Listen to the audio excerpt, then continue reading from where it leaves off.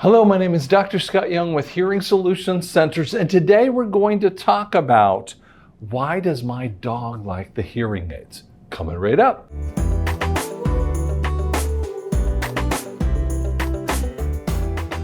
Okay, I know you asked this question. People come in and get really upset because their dog ate their hearing aids. Now, here's the thing. It depends on the dog's size. You've got to really think about it. It's like baby proofing, okay?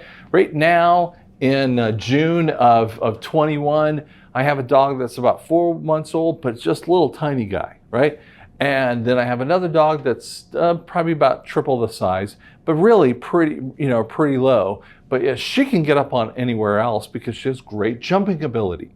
Okay, now my hearing aids are actually some digital ones. I'll show you a little bit about these. Are the red kind of colors, okay? And yet I have them on my shelf, but guess what? I shut my my rechargeable door. And when I shut that rechargeable door, the dogs can't smell it and they never get into it, okay? But you have to be careful, okay? When you're pulling off your hearing aids and you set it right beside yourself, right? And then you want to take a nap, but your doors are open and that smell is irresistible for dogs. I mean, remember what dogs actually do? Sometimes they eat their own poop, okay? I hate to say that, be gross here, but dogs will do some of that stuff, okay? But earwax is very irresistible. One of the funniest people I actually had that came by our office years and years ago, and this is before the manufacturers actually had a loss and damage policy. And the guy says, a woodpecker pecked out my hearing aid. I go, well, what are you talking about? Oh yeah, a woodpecker pecking on my hearing aid. Come on, dude. Here's the deal. And I kind of put it together. I'm like, wait, do you have a little tiny dog?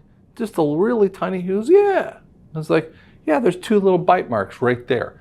That's what happens to them. You have to be super careful. And we have hearing aids that are all boogered up and people think that they can just come in and have it repaired. If it's boogered up enough, we're going to have to send that off for a loss and damage policy, and the companies have a deductible. Now, normally when you have a loss and damage policy, it's a one-time loss and damage policy per hearing aid. Even if you have a 3-year warranty, I got to tell you the truth, it's a one-time loss and damage policy. That's great, but you can't lose it or get it, chewed up by the dog in that way. So you have to be kind of careful with your hearing aids, but that's why we help you and we walk you through the processes. And especially with rechargeable ones. Rechargeable ones, shut your door and you're going to fix a lot of that stuff. So thank you so much for listening. We appreciate that. And come see us at Dr. Scott Young.